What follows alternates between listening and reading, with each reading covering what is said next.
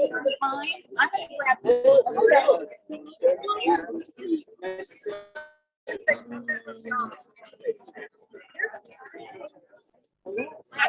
I'm Nancy. I'm the communication. You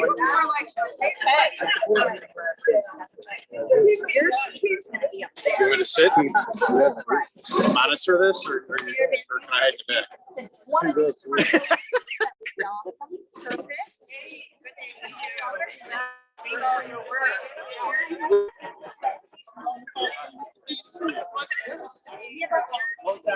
Yeah, it's been a while. As long as he comes at some point.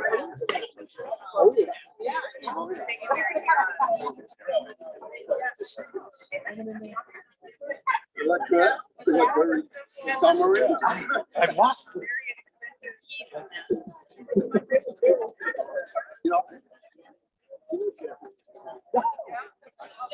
Yeah.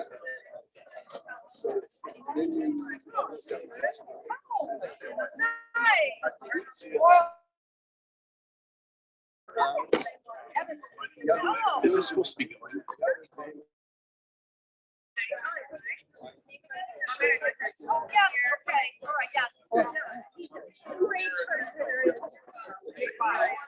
It's like I'm but I do want to. Well, thank you. Don't mess up.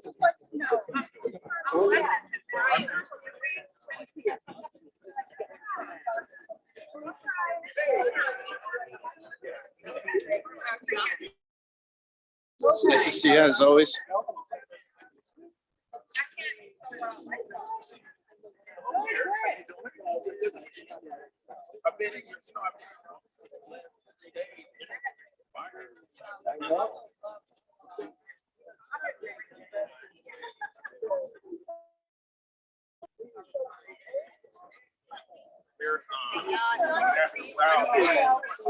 He's here.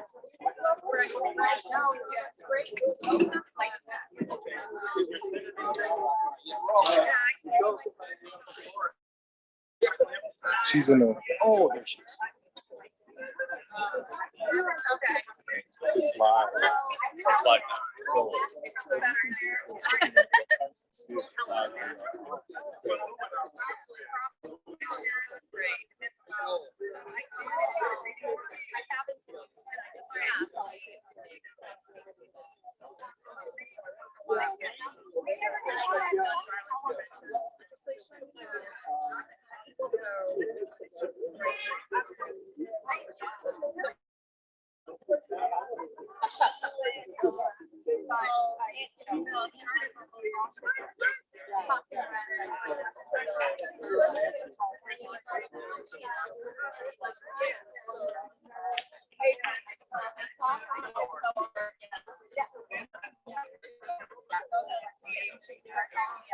yeah. Oh, yeah.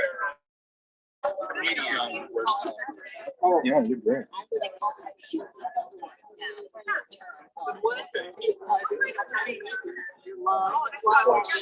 Yes. So the other thing you can do is go to YouTube and start doing that. He would be. oh, okay.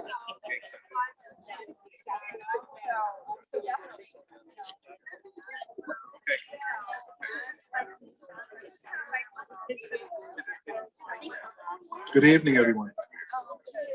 If you would find your seats, we're going to get started now.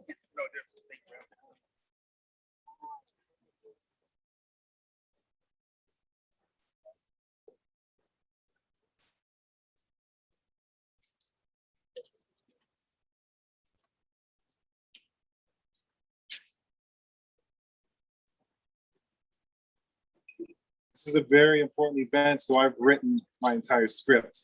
I think it's important for us to acknowledge this day and make sure that I'll do my best to get this right this evening. Welcome to the first village-wide Juneteenth events. My name is Brian Williams, a resident, a father, and the president of Skokie United. Skokie United was established in January 2000 of Skokie residents ready to engage in our community. Our mission, socially engage Skokie's community to build a diverse, equitable, anti-racist community through dialogue, events, and of course, community.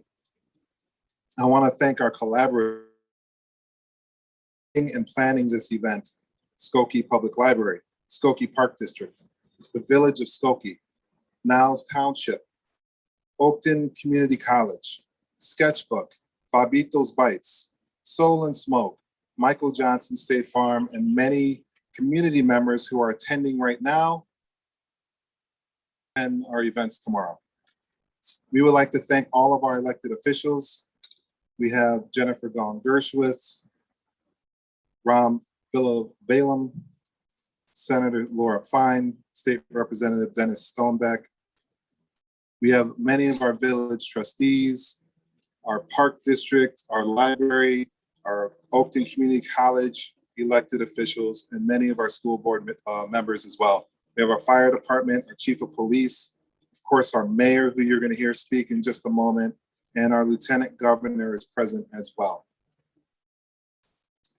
Before we get started, I want to introduce somebody that I wouldn't be doing this work without this evening, Dr. Robinson. He has been a resident of Skokie for 16 years. He has worked at District 219 for 13 years as an administrator. Dr. Robinson currently works at ETHS. He now serves as the first Black male trustee for the Village of Skokie.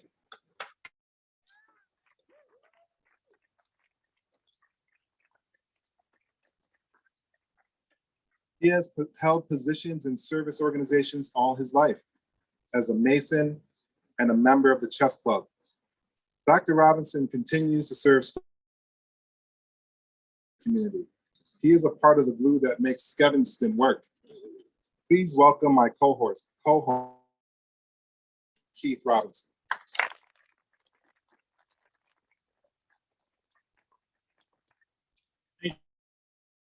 Such a pleasure to be here today. It's so great to see your attendance here today. It is, we always want to make sure that we pay homage and acknowledge the land where we're sitting. So that's what I have the pleasure of doing. So Skokie is the birthplace of many indigenous tribes. Skokie sits on unceded indigenous traditional homelands of the people of the Three Fires, the Ojibwe, the Potawatomi, the Ottawa, the Menominee, Miami, and the Ho-Chunk nations. These tribes live throughout this state, our neighboring states, and will always be acknowledged for the original people of this land. Thank you.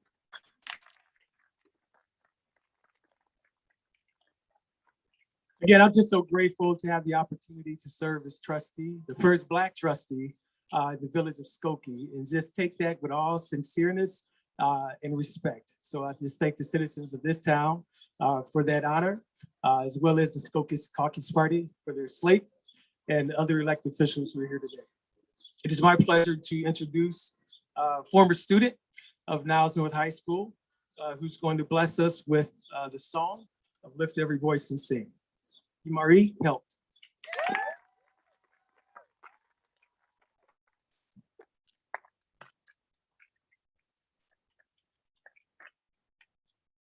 Thank you.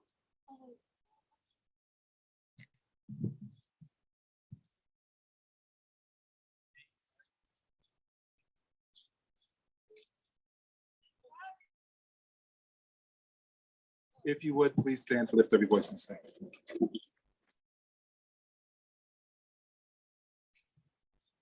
Lift every voice and sing till earth and heaven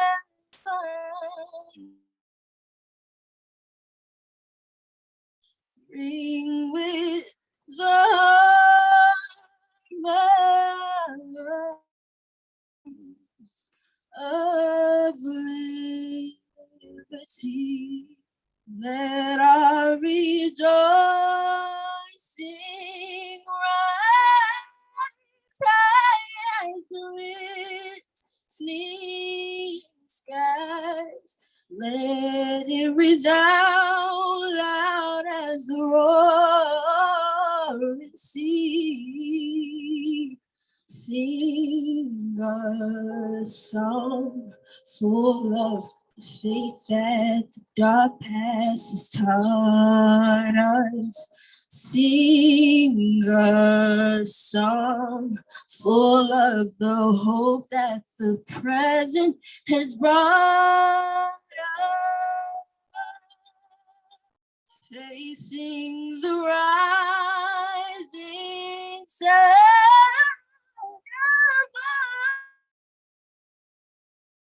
Begun.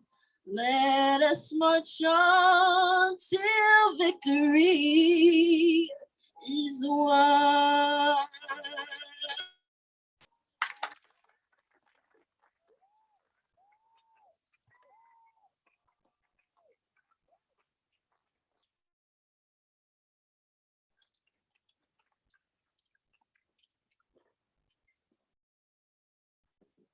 Let me just say, wow.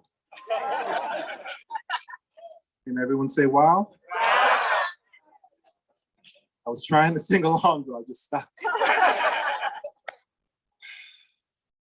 As the first African-American to hold this office, Stratton, Lieutenant Governor Stratton, is passionate about equity and putting passion in government policy making. Her portfolio includes leading the Justice, Equity, and Opportunity Initiative and chairing the Illinois Council on Women and Girls, the Governor's Rural Affairs Council, the Military Economic Development Council, and the Illinois Rivers Coordinating Council. She is the chair of the R3 board, Restore, Reinvent, Renew, and she co-chairs the Opioid Prevention and Recovery Steering Committee. Lieutenant Governor Stratton currently serves as treasurer of the National Lieutenant Governors Association. And previously, the Honorable Stratton represented the 5th District in the Illinois House of Representatives. Stratton was born and raised on the south side of Chicago. I know we're in Skokie, but still. I'm sorry, I know that's not written here, sorry. She is a proud graduate of the University of Illinois at Urbana-Champaign and DePaul University's College of Law. So, in Bronzeville community and have 4 daughters. Please join me in welcoming the Honorable Lieutenant Governor Juliana Stratton.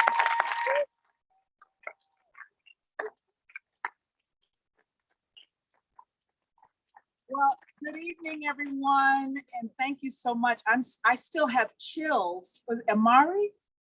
I still have chills when you said that last line, let us march on until victory is won. And it's a reminder that victory has not yet been won fully, but we are on the path. Thank you for that beautiful rendition, and thank you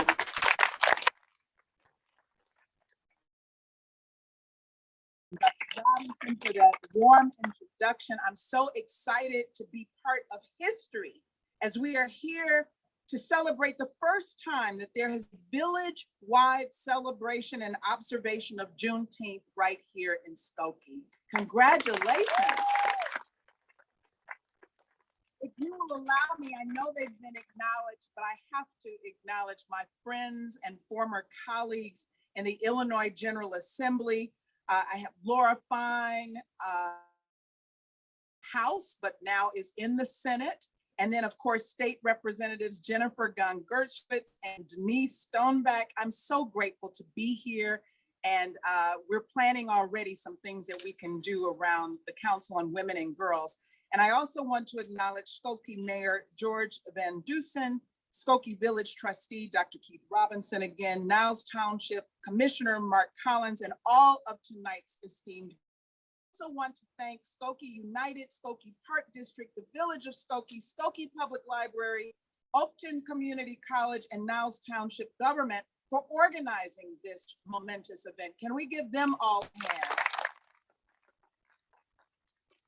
And of course, thank you to all of you in this standing room only who have joined us tonight. You know, I was thinking back to last year in the wake of George Floyd's tragic murder, when we joined people all across the state, our nation, and the globe in protest and demanding equal justice under the law for all. And I remember at one of those marches, Governor Pritzker boldly proclaimed that Juneteenth would indeed become a state holiday in the state of Illinois. And earlier this week, in front of an original signed copy of the Emancipation Proclamation at the Abraham Lincoln Presidential Library and Museum in Springfield, I stood with the Illinois Legislative Black Caucus alongside members of the Illinois General Assembly from both sides of the aisle, the Illinois Juneteenth Committee, and community leaders as Governor Pritzker officially made Juneteenth National Freedom Day the law of the land here in Illinois.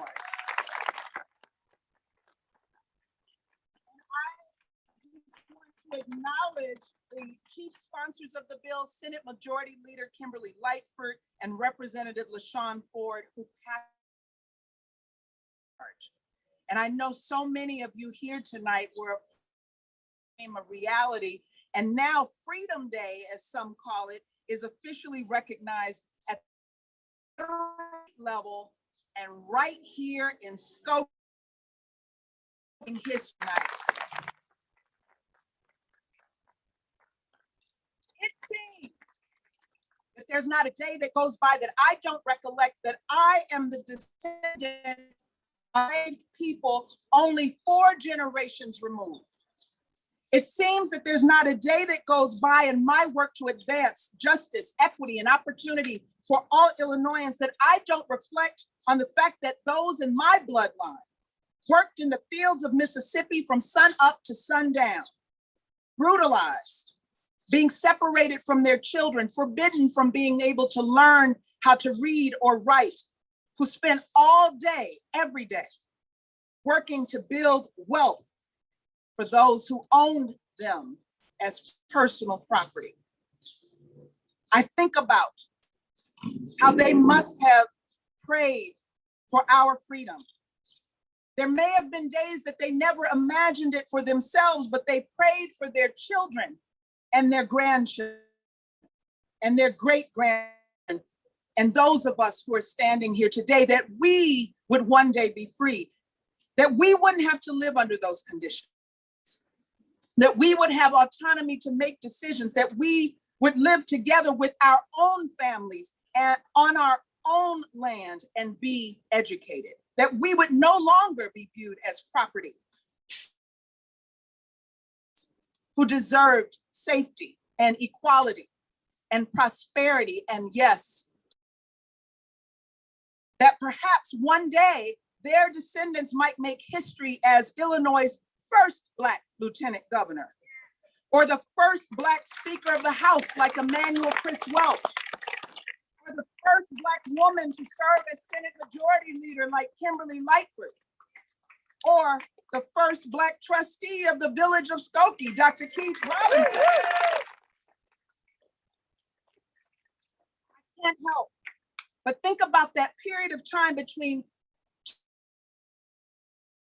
1863, when the Emancipation Proclamation went into effect, and June 19th, 1865, 2.5 years later, when 2,000 federal troops arrived in Galveston, Texas, to finally proclaim enslaved people who were still being used to make neighbors rich.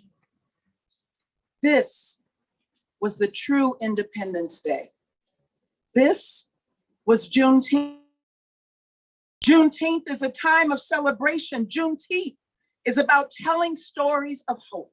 Juneteenth is a declaration of faith that despite chattel slavery, we will never stop fighting for freedom. That despite Black codes right here in Illinois that discourage free Blacks from living in this state, we will never stop fighting for freedom.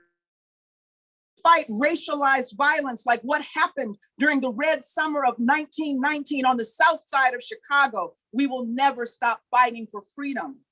That despite race riots in Springfield in 1908, in East St. Louis in 1917, in Cairo in 1967, where our people were murdered and our business, we will never stop fighting for freedom. In the face of mass incarceration and ever increasing wealth gaps and a pandemic that laid bare the longtime inequities in housing and education and healthcare, we will never stop fighting for freedom.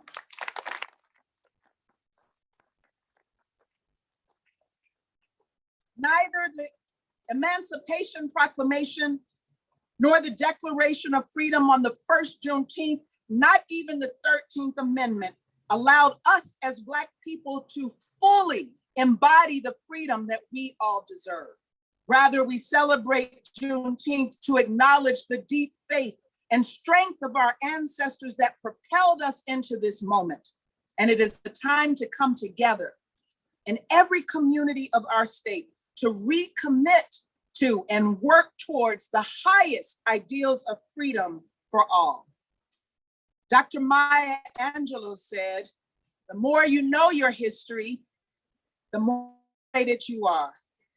Juneteenth, National Freedom Day, will help ensure that every Illinoisan knows our history and that future generations know our history, and that in and of itself is liberating.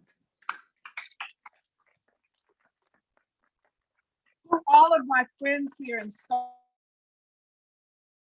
never forget that our ancestors prayed for us. Our ancestors prayed for our freedom.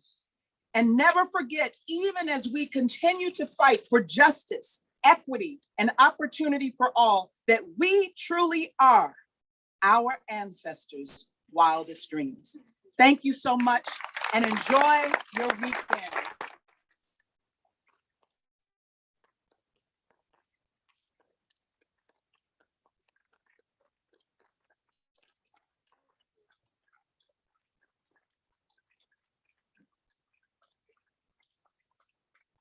Just want to thank the Honorable Lieutenant Governor Juliana Stratton once again for blessing us with those most inspiring words. Thank you.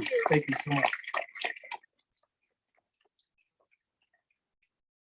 So it's my pleasure to introduce our mayor, who's been serving this community since 1998. And I just want to welcome him to the stage to bring some words from the proclamation.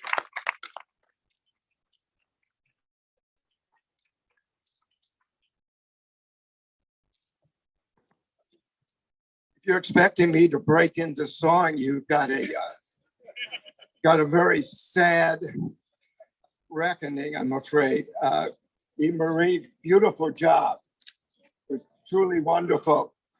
And it was such an honor to have the Lieutenant Governor visiting us today and honoring us with those words of inspiration.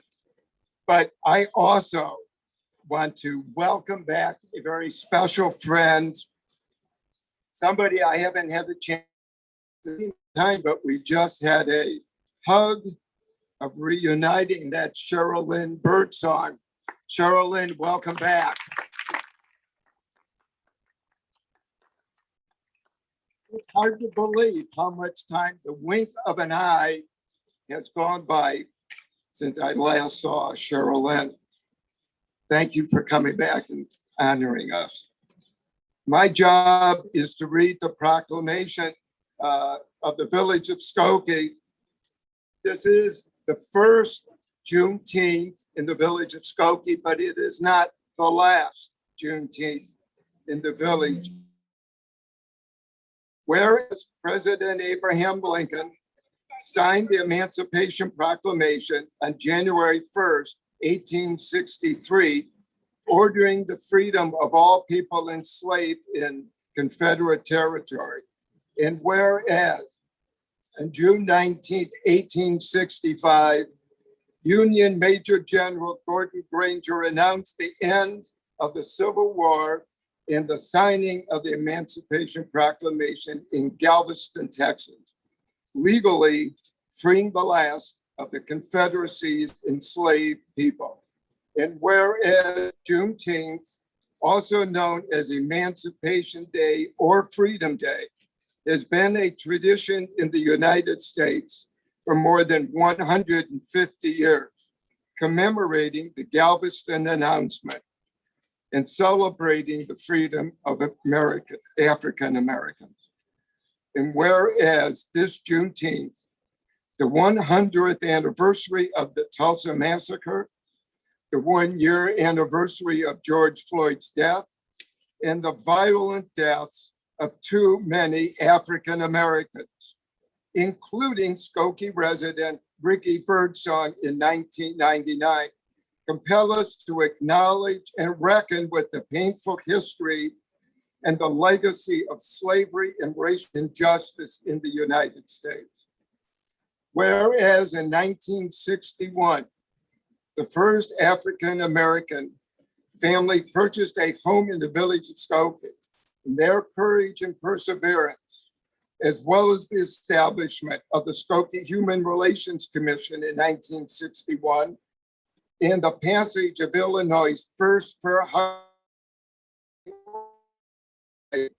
paved the way for 5,000 residents of African American and diverse ethnic cultures who currently call Skokie home.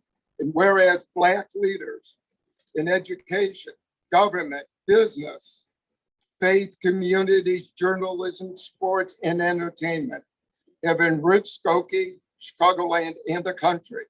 And whereas the first Juneteenth celebration in the village of Skokie will take place in 2021 to both celebrate the presence and the contributions of Black residents and to recommit ourselves to the goal of a just society where all are fully free. Now, therefore, I, George Van Dusen, Mayor of the Village of Skokie, do proudly hereby declare June 18th, 19th, 20 Juneteenth in the Village of Skokie, and residents recognize the significance of the celebration in African American history and in the heritage of our nation and our village.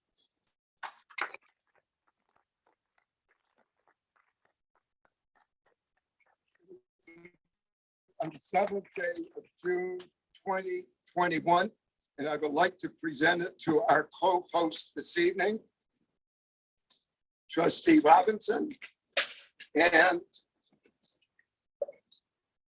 Brian Williams. Brian.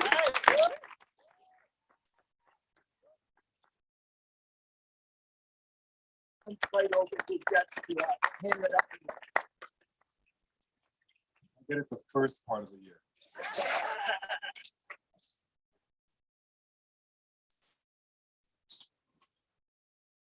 Thank you, Mayor Van Dusen. Beautiful proclamation.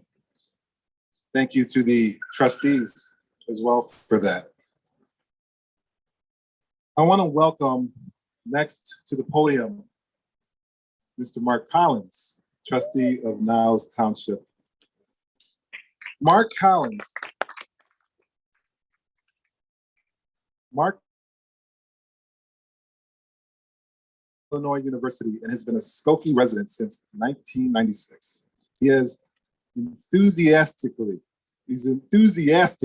about his family, his friends, his community, his career, the politics here, and the environment, especially, of course, again, I say the community.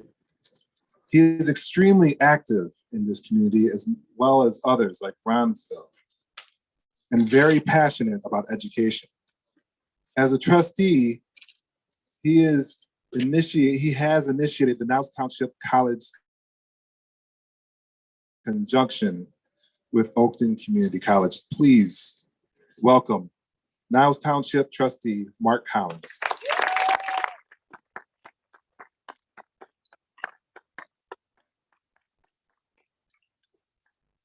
Good afternoon, evening. Look, I wrote two. We'll pick one. You know, it's great. It feels great. I feel great to be outside and to see your faces. You made it, and you're continuing to make it.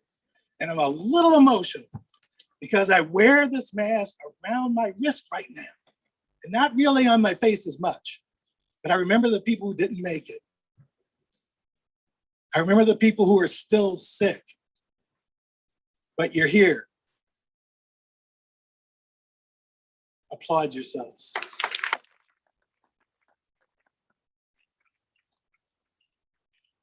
You know, when I think of Juneteenth, I have to like remind myself of history. And I'm reminded of those people who long ago in a land far away lived free. In a land where their mothers and their mothers and their mothers and their fathers and their fathers and their fathers lived and prospered and bore children and children and children and built families and homes and entire amazing civilizations. And they lived free within freedom. When I think of Juneteenth, I'm reminded of that last child that was born into freedom, but whose freedom ended when they were taken away across the vast ocean to a new land where freedom no longer was theirs, but something for others that they were made to serve. When I think of Juneteenth, I am reminded of those who lived and died and lived and died and lived and died, thinking, dreaming, and hoping of freedom while building the homes, their civilization, slaves. Nothing was meant to be theirs. Nothing but abuse and toil and servitude.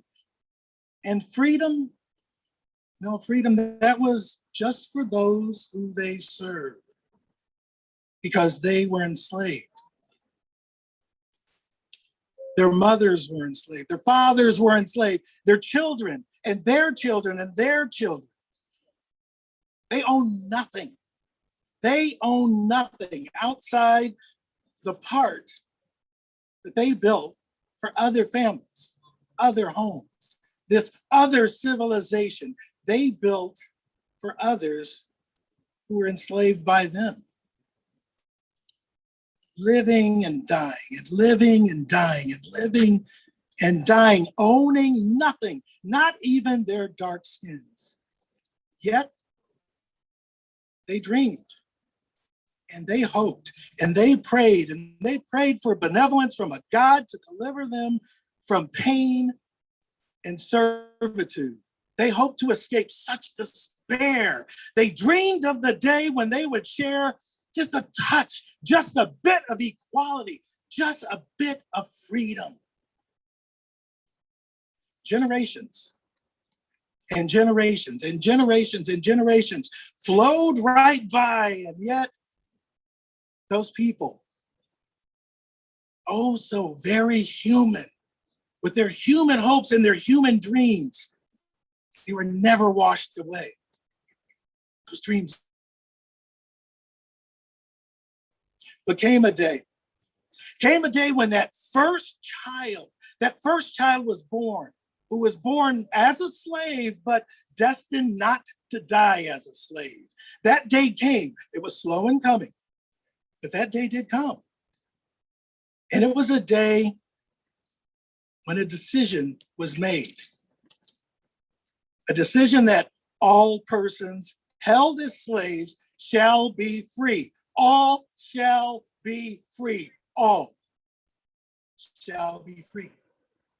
Well, that message spread slowly, spread far, far too slowly. But came a day when that message eventually arrived, and those enslaved were told they were no longer enslaved. Their hopes, their dreams, their prayers of that first day of freedom, it finally arrived. And though it had taken generations and generations to die and be born and to die and be born, I stand here for them as the descendant of slaves. And I cry freedom. For all of those who came before me, I cry freedom. For all of those who will come after me, I cry freedom. For all of you who are here, stand up with me, because I want each and every one freedom. Freedom. Freedom. Look to your friends and cry freedom. Freedom. Look around. These are your brothers and sisters. I want you to look them in the eye and cry freedom. Freedom. Freedom. Freedom. Look deep inside your heart. Look home and whisper the freedom. We celebrate an amazing, magnificent thing that everybody in this world, they can't. They're not allowed. But we are. It's free. My brothers and sisters, it's freedom. And freedom is what this Juneteenth and every Juneteenth will always mean to me.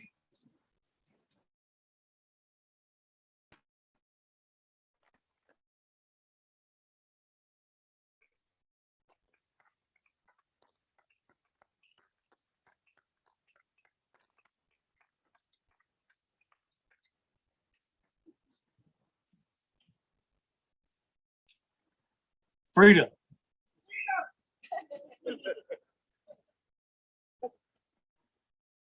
We have quite the lineup. I just want to take an opportunity to bring up our next guest, who's going to bless us with some words, Dr. Howard. Dr. Howard has been in education and currently serves in the Oak Community College Skokie campus. He's a board member of Skokie Foundation, the Skokie Chamber of Commerce, the president of the Illinois Council of Continuing Higher Education. He's a husband, father, leader. Today, come on up, Dr. Howard.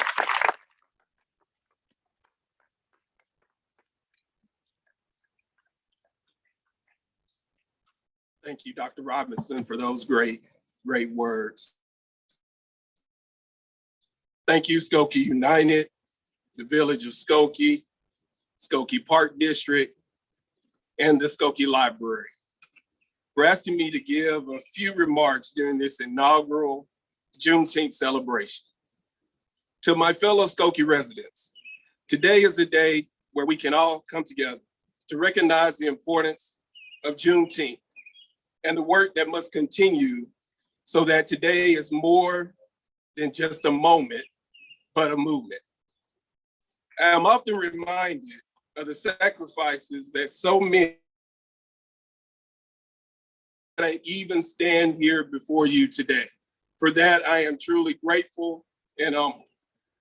However, I must give most of that credit to my parents, retired educators who live in the deep south of the Mississippi Delta, and provided the foundation that my sisters and I stand on.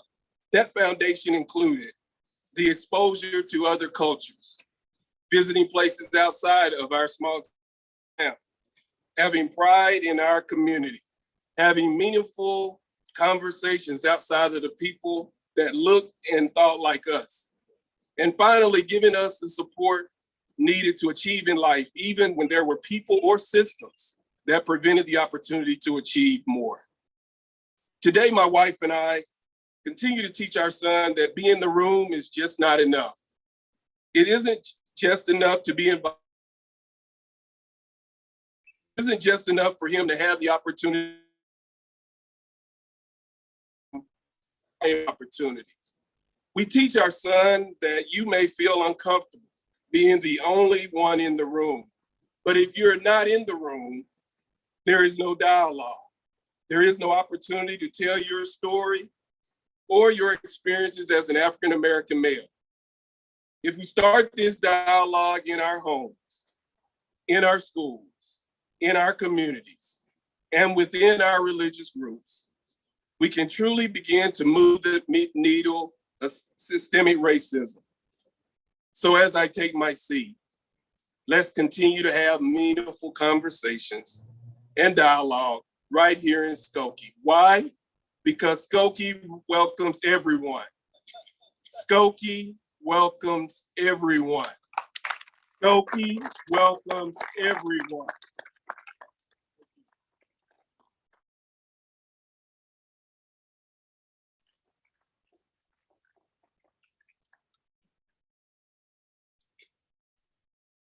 It is my absolute pleasure to introduce these three amazing young people. I want to welcome Gracie Verselli, Jessa Rogers-Riley, and Imari Pelt to our microphone, our platform. Come on over. We have a melody of poems. Our library's teen ensemble.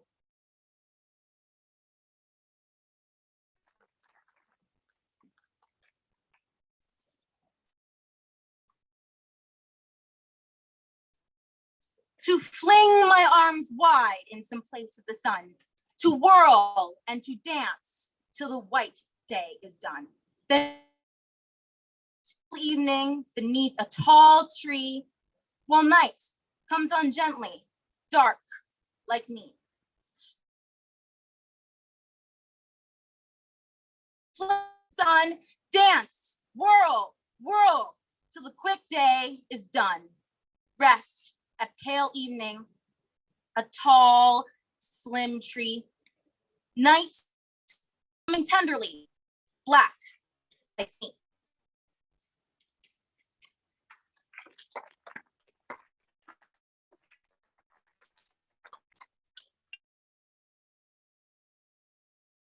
Democracy. Democracy will not come today, this year, nor ever through compromise and fear. I have as much right as the other fellow to stand on my own 2 feet and own the land. I tire so of hearing people say, let things take their course. Tomorrow is another day. I do not need my freedom when I'm dead. I cannot live on tomorrow's bread. Freedom is a strong seed planted in great need. I live here too. I want freedom. America be America again. Let America be America again. Let it be the dream it used to be. America was never America to me. Let America be the dream the dreamers dreamed. Let it be the great, strong land of love. It never was America to me. Say, who are you that mumbles in the dark? And who are you that draws your veil across the stars? I'm the one who dreamt our basic dream in the old world, while still a serf of kings who dreamt a dream so strong, so brave, so true, that even yet its mighty daring seems in every brick and stone, in every furrow turn. That's made America the land it has become. Oh, I'm the one torn from Black Africa's strand to build a homeland of the free. The free? Who said the free? Not me, surely not me. The millions on relief today, the millions shot down when we strike, the millions who have nothing for our pay, for all the dreams we've dreamed and all the songs we've sung, and all the hopes we've hung, and all the flags we've hung, and all the hopes we've held, the millions who have nothing for our pay, except the dream that's almost dead today. Oh, let America be America again. The land never has been yet. And yet must be the land where every man is free. The land that's mine, the poor man's is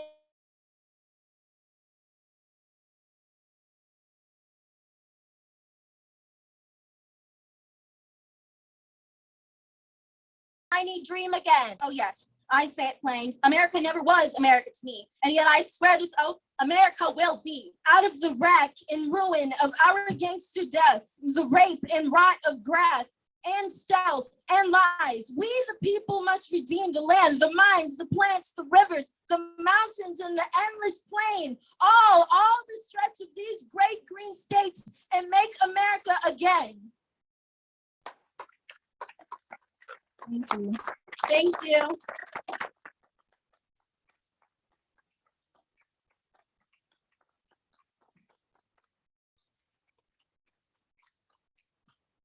Langston Hughes had a crystal ball. I think that still speaks a magnitude of what America is and what America means to me today. Thank you to the students, to the recent graduates of Niles North. Give them another hand.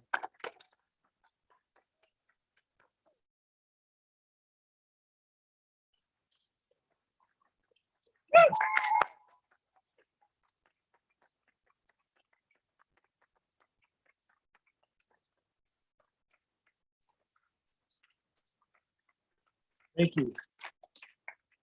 So as far back as I can remember, living in Skokie, at least 16 years, I always anticipate this weekend because it commemorates Father's Day. And see, I've been a father she is 17 years old.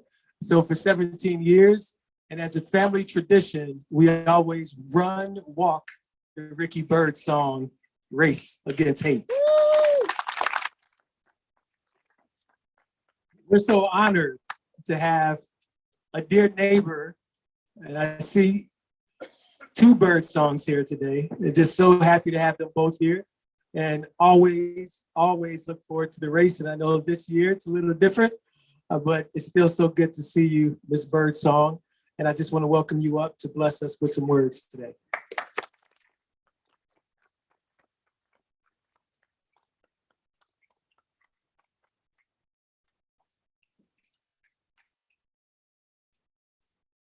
Good evening. I am honored to be here tonight. I was just reading my emails one day, and there was an email from Nancy Kim Phillips inviting me to be here. So she reached all the way to Atlanta, Georgia, where I currently reside. And so she is the reason that I'm here tonight. But you know, it doesn't take much to get me back to Skokie. I love it here, but couldn't be a better occasion to be here than while we're here tonight. So thank you, Nancy, and thank you to Brian and to my good neighbor, Dr. Robinson, for just this incredible event, the inaugural Skokie Juneteenth celebration. Wonderful, wonderful. So thank you to all of us.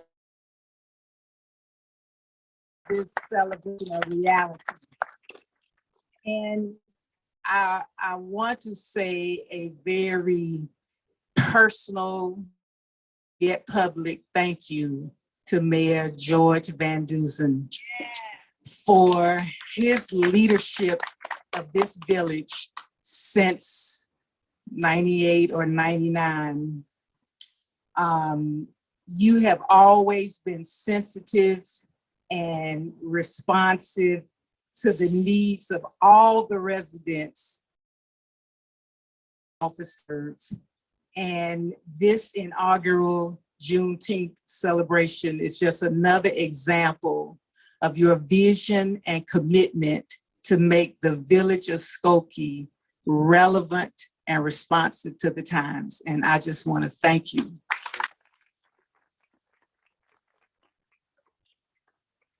So for the next few moments, I'd like to share what Juneteenth means to me. And to do so, I would need to take you back to a summer night so much like tonight that we have here. Just a beautiful day in the neighborhood. It was a Friday evening around 7:30 on July 2nd, 1999. On that night, my forever, suddenly, tragically, and senselessly. And my three children, who were 8, 10, and 12 at the time, was horrific and born out of the pure evil that our nation has been dealing with since its birth: racism. Ricky Birdsong, a Black man who I met when I was 16 years old. My husband of 20 years, at the vibrant age of 43, in the prime of his life, the happiest time of his life that, we were enjoying, was gunned down by a white supremacist right here in Skokie, Illinois. This killer drove through our neighborhood and sprayed bullets at Ricky and our two youngest kids as they were outside enjoying the evening. One of those bullets struck Ricky in the back, and a few hours later, he died. And this 21-year-old white supremacist was from suburb of Wilmette and a graduate of New Trier High School. Words cannot describe to you the trauma, hurt, grief, and loss that my family has endured since that day. Nevertheless, we have survived, and every day seek to turn that tragedy into victory. But sadly, too many and throughout this nation for years, dating back to the formation of our nation, have had to suffer these same painful experiences and injustices because of racism and the depravity of the human heart.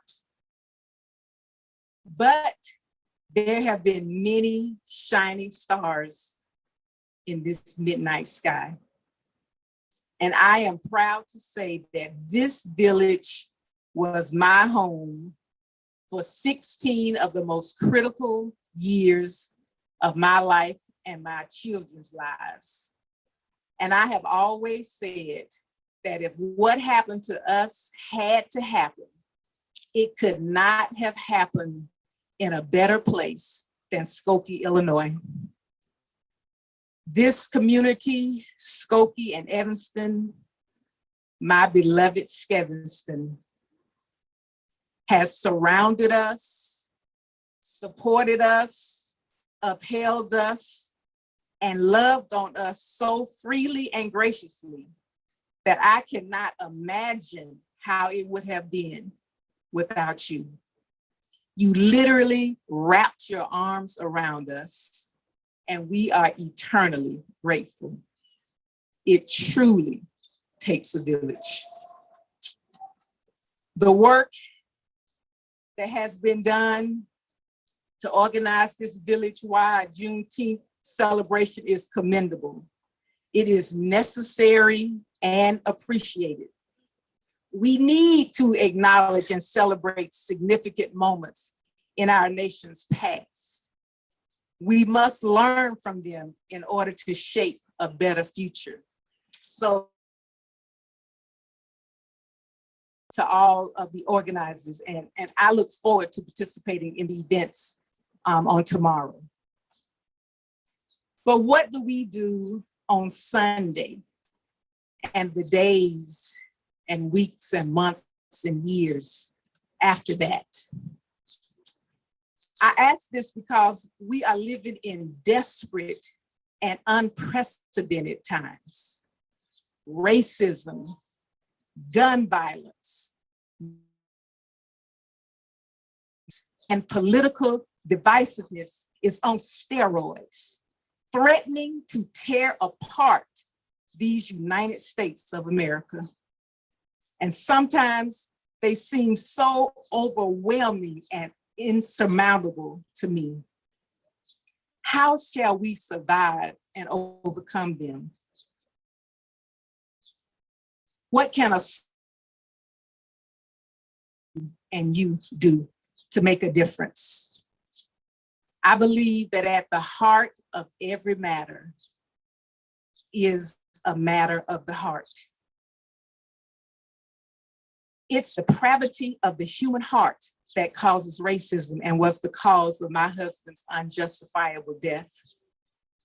We don't have a racism problem in America. We have a heart problem. And only relationships with God and other people can change hearts. So what can we do? We who hold certain truths to be self-evident, that all men are created equal and endowed by our Creator with certain unalienable rights, among them being life, liberty, and the pursuit of happiness. What can we do to make our nation and our communities live up to this American dream? I think that Mr. Rogers gave us the answer a long time ago when he sang, "It's a beautiful day in the neighborhood."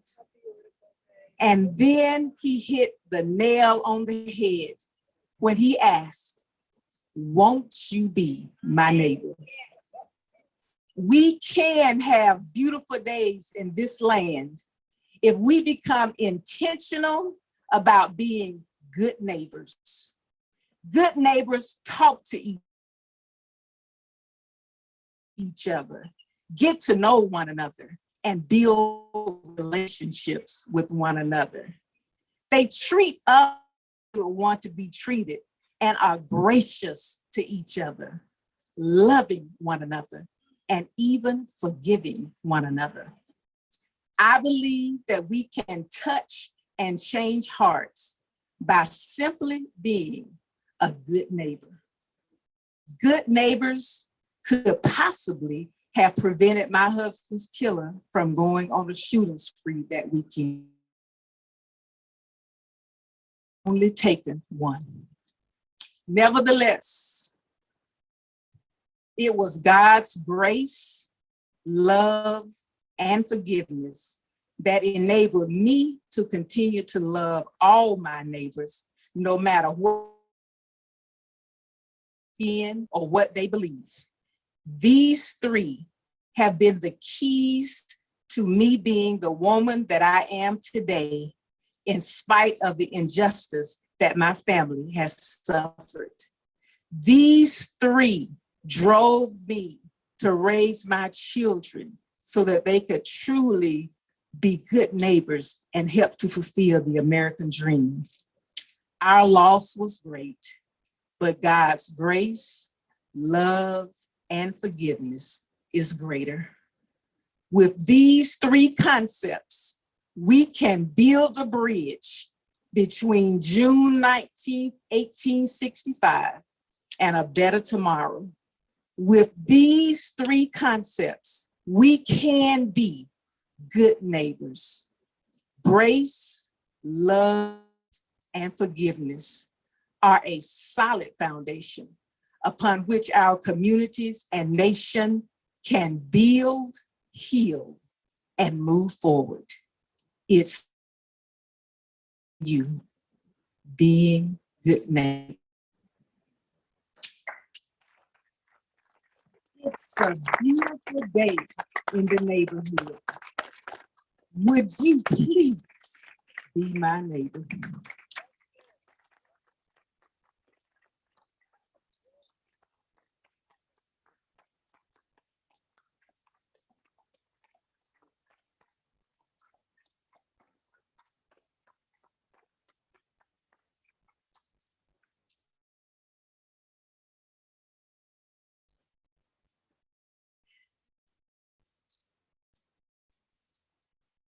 I will be your neighbor. And it's a lesson that I think about every day. And I appreciate your words this evening, and thank you. I'm excited to introduce our next speaker, Reverend Dr. Michael Neighbors, President of the Evanston North Shore NAACP, which covers, if you did not know, of course, Evanston, Wilmette, Skokie, Glencoe, Highland Park, Niles, Lincolnwood, Rogers Park, Glenview, Des Plaines, and many of our other surrounding suburbs. He is also the pastor of Second Baptist Church, located in Evanston. And our next speaker, please, Reverend Dr. Michael Neighbors.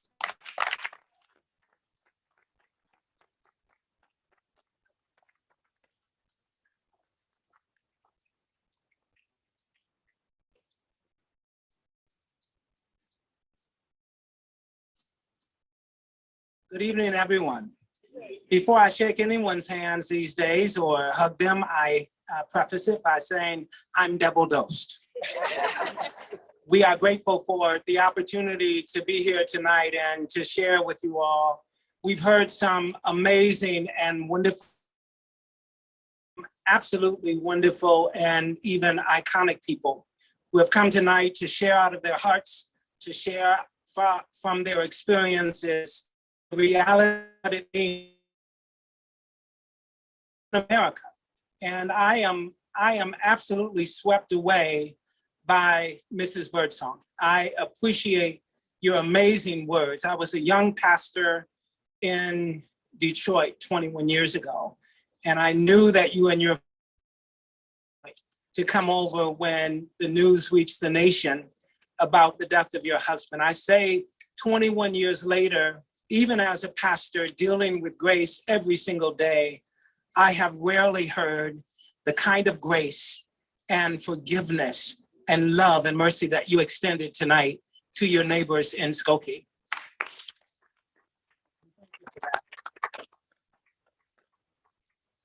And we know it didn't just happen like that. We know you worked toward it, and we're grateful. And I love the song, Won't You Be My Neighbor? But having the last name Neighbors growing up at a time when that was popular on television was a great challenge. I'm grateful to be with you tonight and to offer a few words. I'm also grateful who just absolutely blew me away also with your powerful words. I'm grateful. And also the Niles politician who spoke like a Baptist preacher. Freedom! We are grateful for your powerful words. And for the young women who were spoken word artists, I think they had to leave, but there is no question that they raised us to level with their rendition of Langston Hughes.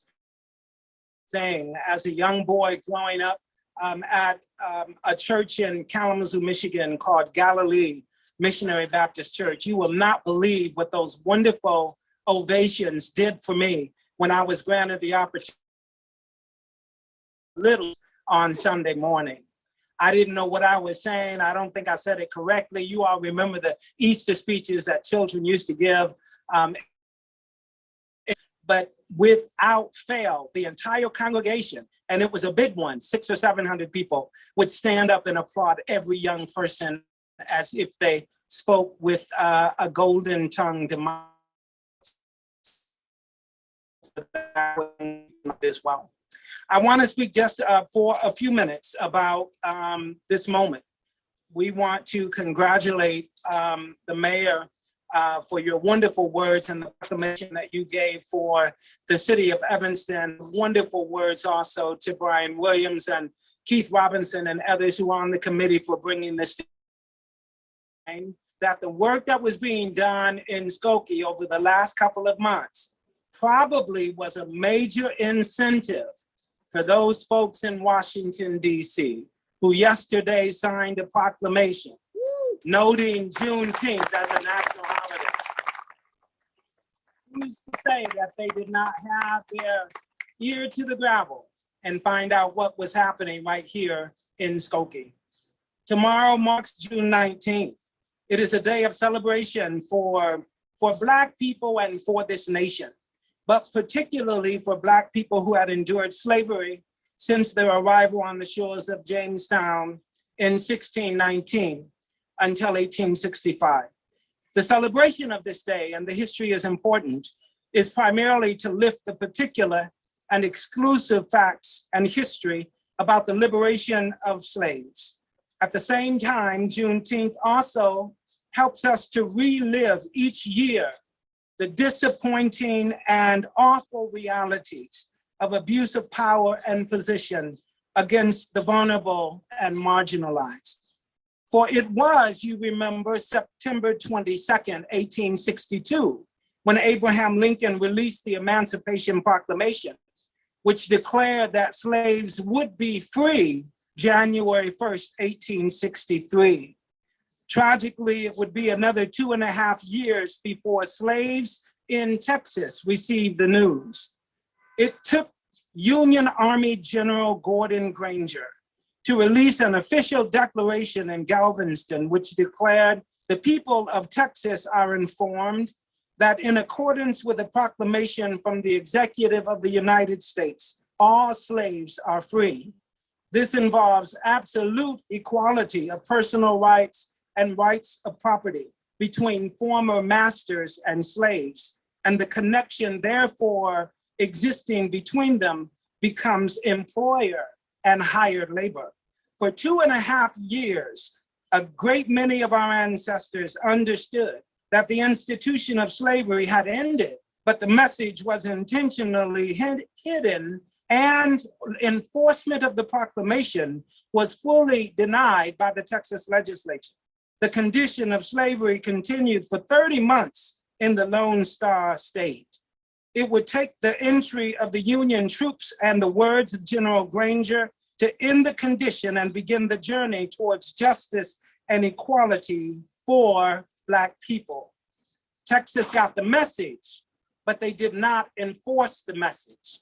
Texas has the message today in 2021, but they're not enforcing the message. For 2.5 years, the blessing was within sight.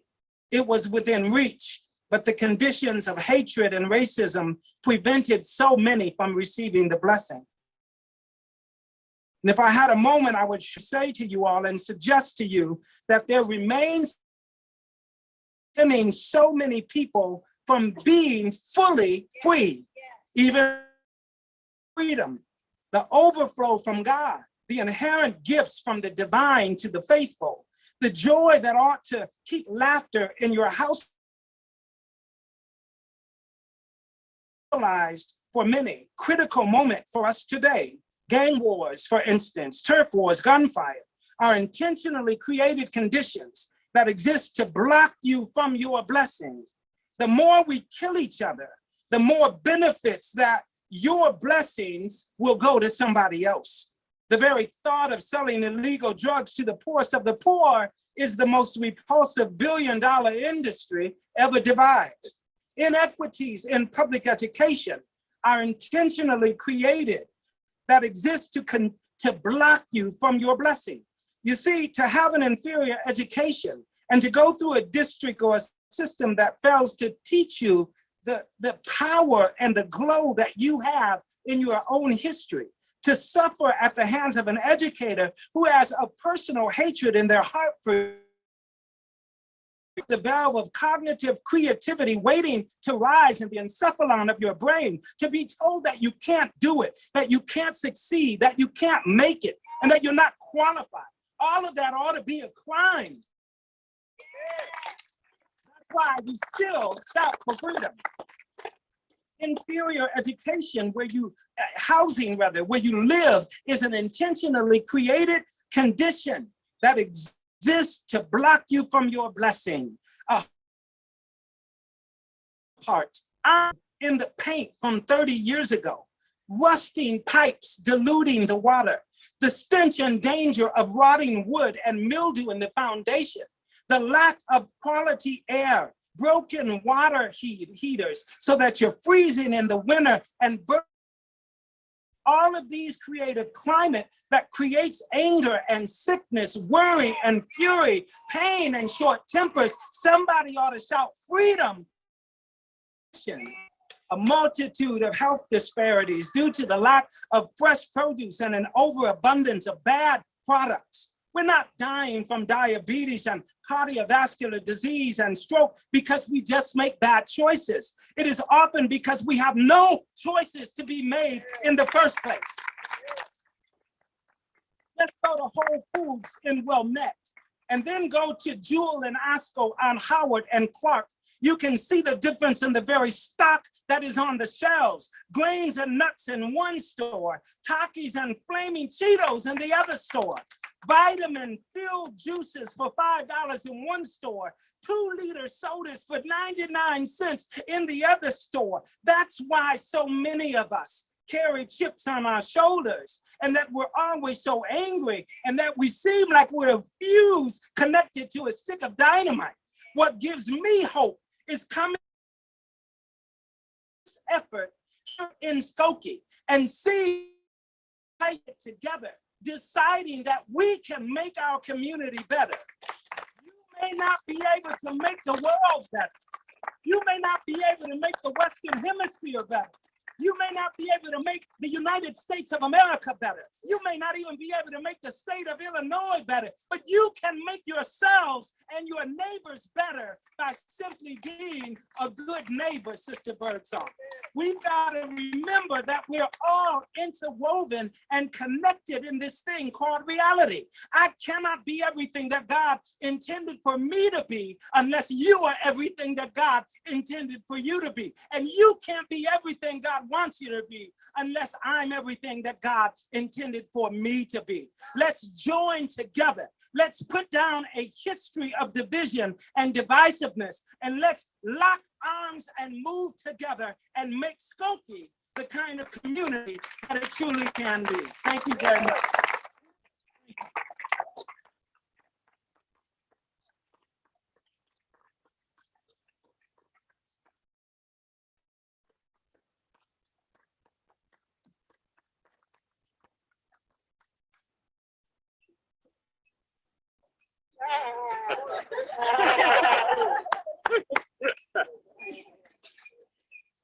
I see the Abolition Coalition. I see you. I appreciate you.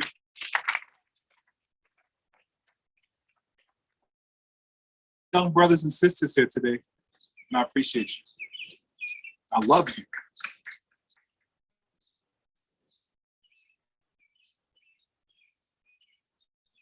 I didn't have this growing up, but you do. I didn't have this, but you do. And I am proud to be able to provide this, but we have to continue this every single year. And better yet, we have to continue this every single day. Juneteenth is symbolic, it's important. But what's more important is how we treat each other daily. It's how you recognize my life and people who look like me daily. Not just once per year, not just on a particular weekend, but you see me daily. I see you. I see you're here today. And I think it's really important that you know that we are here together. Some of you are motivated to be here for other reasons. Some of you are motivated because you could not be anywhere else. But the bottom line is, today kicks off a very important weekend. It's not only the weekend for Juneteenth. This is Pride Month, everybody. And we need to make some noise for Pride Month.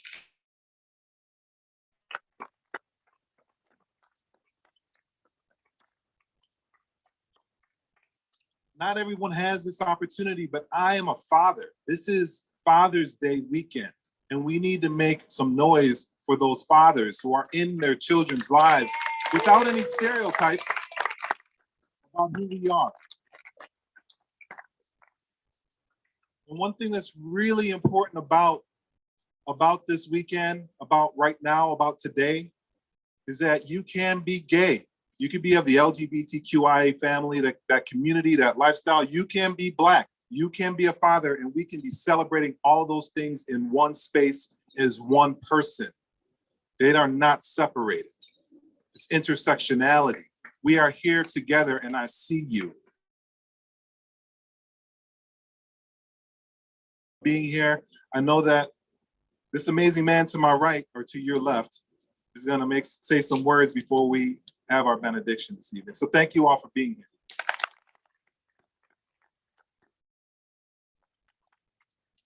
Reverend neighbors, I'm reminded that changed hearts change, and that just brought it back to me. So thanks for that. You know what? What a history lesson today. What a special celebration today. And, you know, I'm thinking about the first time I had a conversation with Hecky Powell in Evanston, Illinois. About 16 years ago, I remember going into his store, and he had this display of pop, the strawberry pop. We call it pop. I know some people call it soda. Yeah, Gary, Indiana, we call it pop.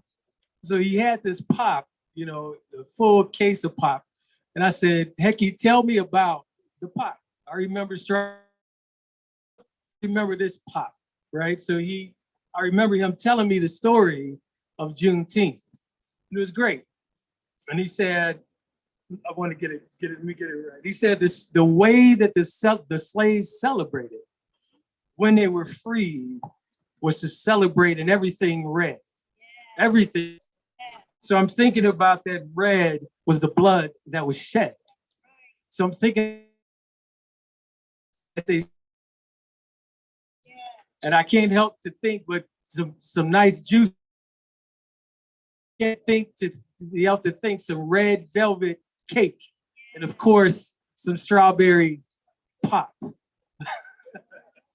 So when I go home tonight, and even tomorrow, I'm going to remember my dear friend Hecky Powell and that strawberry pop that stood on his case with that quote that said, "A sweet." So with that, we're going to go ahead and have our bid. And I'm happy to call up Reverend Dr.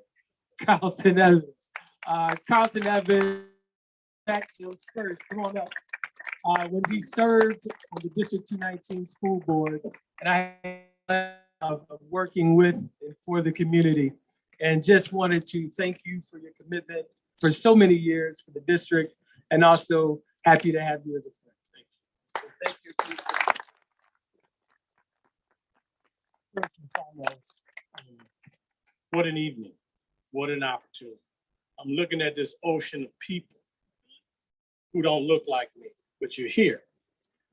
You're here because God loves you, and you also love others. If you will, would you bow your heads for the closing of this wonderful ceremony? Father in heaven, the God of Abraham, Isaac, and Jacob. Father, we're so thankful this evening that you have graced us with your love, your peace, and your joy. We thank you for, as they look back and looked at the suffering of people who have been hurt, who have been dispersed, who have lost lives, Heavenly Father, no reason at all. Lord, you're the God who sees everything, you know everything, and you, Heavenly Father, have your hand on. Lord, I ask that you touch every single person that's in this, their hearts, and that they will take something away from this event. And I think the most important thing that I can think of is love, peace, patience, kindness, thoughtfulness, gentleness, and self-control, which there is no law against it. We thank you this evening for the organizers. We thank you, Heavenly Father, for the mayor, the trustees. We thank you for our state. We thank you for governors in other cities. We thank you for our President of the United States, because he needs your help too. There is no one that is exempt. So Father, as we close, I pray that your peace and your love and your protection will be upon every family member that's represented here tonight. And that we will take away being a good neighbor, that we will take away that you are the God who sees and knows and hears and blesses and covers all of us. We thank you. We praise your name in the name of the Father and of the Son, Jesus Christ, and the Holy Spirit. Amen and good evening.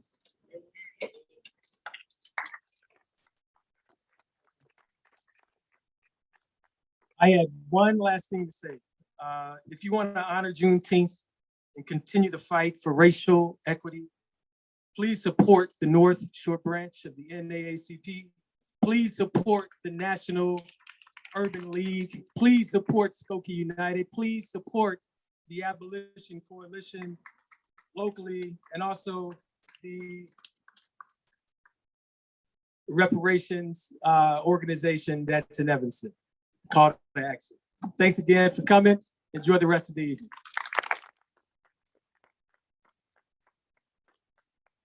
So as you're leaving, I just want to make sure I thank Nancy Kim Phillips, John Marcourt, and Tennis, so many of the planners for this event. Tomorrow, you can go to the Juneteenth parade in Evanston. It starts at 11. It's going to be carrying, starting from Main Street, going down Dodge Street. I think it's going to end up at the Civic Center. So be there, but please come to the Park District, to Devonshire Community Center. We're going to have the Cultural Center, excuse me. We're going to have 2 o'clock events happening. Babito's Bites. Hope you ordered your food already. We're going to have some amazing ways to celebrate, continue the education for our children, our families. Come to that event. And then don't forget, tomorrow evening at Sketchbook, 5 o'clock, come to that event. We will have more celebration for adults. So please enjoy yourself, travel safely, and thanks again.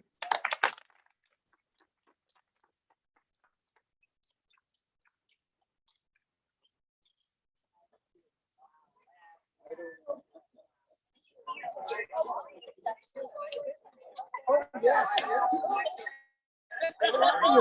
Yes.